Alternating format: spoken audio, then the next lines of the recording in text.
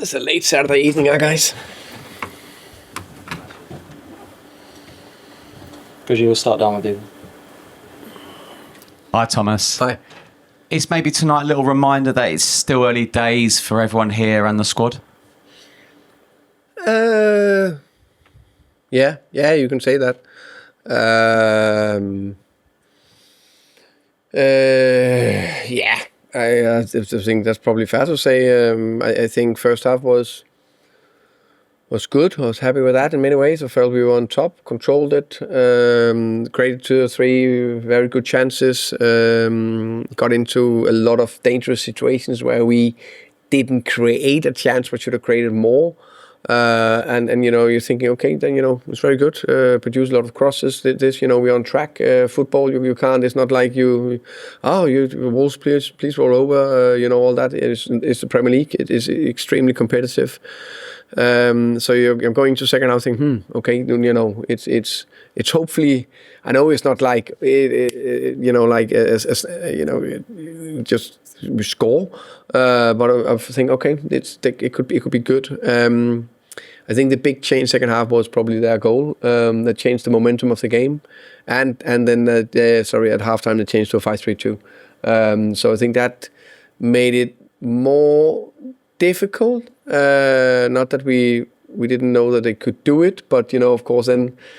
How do you get the message across to the players? Of course, we got a little bit about the pressure, right? And then that goal probably did that we lost a bit of structure and coolness to put more passes together, to get up into the right positions, cross it from the right area, or produce from the right areas instead of put a cross in from your weaker foot from a difficult position, or shoot from 30 yards, even that the crowd screams shoot. But I like the effort mentality, and I think it's huge, actually. And I mean that to get a point on a night when it was not perfect, especially not second half. Now it's the 2 times in a row we managed to come back. I think that tells a lot about the players. And I think, yes, we want free floating. Yes, we want more. We didn't hit our highest performance level today. But then when you're down 90 plus and then get a point, I think that's positive. I just wondered what you thought of Xavi tonight. It felt like he struggled to get into his rhythm. Yeah, I think that's fair to say. I think Xavi he had some good actions. Also carrying the ball forward, and had to foul him 3 or 4 times. But there was also a situation where he was not as sharp. I think that's fair to say. I think he will say the same himself. But I also think it's natural. We're coming into a new team, new league, and find that rhythm quick is difficult. And I also think that we said the other time, I think we're very happy with the Brighton performance in many ways. I think the first half was positive also, offensive. But that free floating to have it enough, that we need to keep working on. And then there are just some days where I don't hit the highest level. Suffering from not being able to bring on the likes of Dominic Solanke and Kolo Muani kind of to change what you've got up front? I think there was enough offensive actions, but of course it's to have one natural striker. I think Matty can play striker, but he is probably a striker and a winger. So natural striker as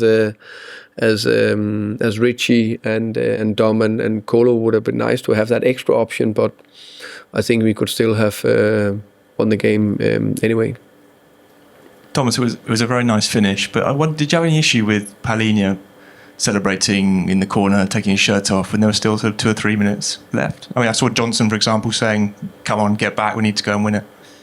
I didn't know I celebrated myself, so but of course I noticed after that I could see he didn't have his shirt on, so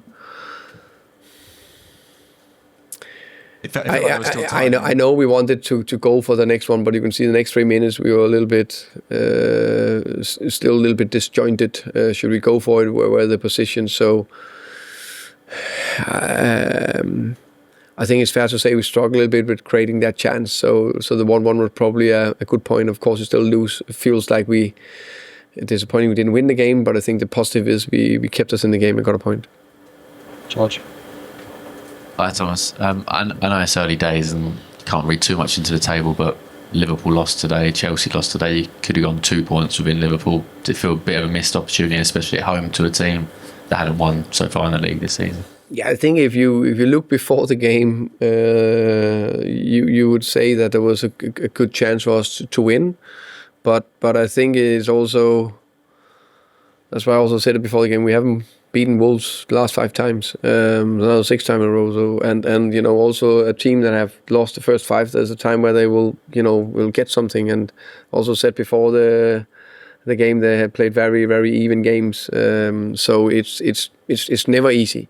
That said, I hoped and believed if we hit a top performance, we will win. We didn't hit a top performance. I think we hit an average performance, but you do that sometimes.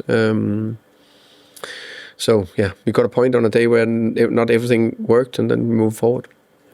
Yeah, it feels like you've got so much right so far in your reign. Sort of the one bad performance was Bournemouth at home. You played Bentancur, Palhinha in midfield for that game. It felt like again they didn't bring that much creativity. Today or? Well, in the Bournemouth game, Bentancur, Palhinha, and again today at home to a team that you want to bread and didn't feel like you brought enough creativity. Do you think when you look back, you reflect on that, maybe that midfield selection wasn't quite right? I will always look back at it, but a good old coach told me once that the lineup you picked, you did that for a reason, and you don't know what will happen if you pick the other one. Maybe we've lost 2-0. So I need to go with what I believe in, of course. That's not the same that I'm not watching the game back and not reflecting and not thinking about, could we, should we? You never know. I actually think first half was, quite good. And we created enough. Would like to create a little bit more, yes. So actually after I took Rodri out, you can say it didn't work because of lots of structure. So who knows? One thing is for sure, that we need to do a little bit better second half. Thomas. Hi. In the second half, fans will get maybe particularly frustrated with some Vicarios kicking, sometimes maybe taking too long to play forward. How difficult, I guess, is it for players to be as calm and patient as you'd like when there is that maybe impatience in the stand? No, I think I definitely think it's not easy, and I also think that there will now need to look the situations back. But on top of my head, it looks like we could also help him a bit more. In those situations, open up a bit more, it gave him more options, and maybe he could. There was also 1 or 2 that felt that he could have done better. But hey, that's part of it. It's not easy, but that is not the same that he couldn't have done better. I have one from Matt. Hello, Thomas. It's sort of a bit of a perennial problem for Spurs not being able to put away games they're widely expected to win at home against teams a little bit like Wolves and maybe to a less point Bournemouth. Do you have a theory? Have you an idea of why that might be, and might it be something that's a mental issue as much as anything else? I can only really speak about when I've been here, of course, and I think the 2 games you can see that Bournemouth also doing very well. I think they're a very difficult team to play against. The one thing with Bournemouth is that was a bad performance, like all just bad. Today, I think there was much more positive in our performance. But unfortunately, on the day we couldn't get the 3 points. That happened. So I think it's still a small sample to really judge from myself. In that aspect, yeah. More finisher, Tom. Hi, Thomas. Just back to your midfield selections. I don't think Xavi Simons has started at number 10 in the Premier League yet. True. Is he not quite up to speed with the Premier League yet? Is that why he hasn't played in that position? No, I don't think. I think it's try to, get the right balance into the team, try to... for me also to learn the players and find out how we can get the best players on the pitch at the right time. So that I'm of course looking into. I'm very aware that Xavi can play as a 10. He also got in as a 10 against Brighton because that was the 3rd game in the week. And I think that was positive. I think today when he got in as a 10, it didn't really work, and that was not only because of him, by the way. I think it was the whole team that was out of sync in the last 35 minutes, something like that. But of course, I try to look into what is the best midfield. I think it's fair to say both Rodri and Joao have been very good for us so far in the season, and Luka's been fantastic. So you like to keep your players as a little bit in flow. And just one other one on Richie. He showed against Burnley what a quality player he can be on his day. But there have been a few games like tonight where he seemed a little bit isolated. How do you get him more into the game? I think, for example, at Brighton he did many good things, but I liked him a little bit more in the box. I felt today he was more in the box, and the cross maybe didn't landed for him. And then I think it's also fair to say that especially the first half we mainly played against a team with 11 players behind the box, which always make it a little bit more difficult. I think actually even HAALAND can be eliminated in that situation, but there's a little bit more space and a little bit more opportunities a little bit more space and a little bit more open, than you can create more opportunities. Thank you. Same, guys.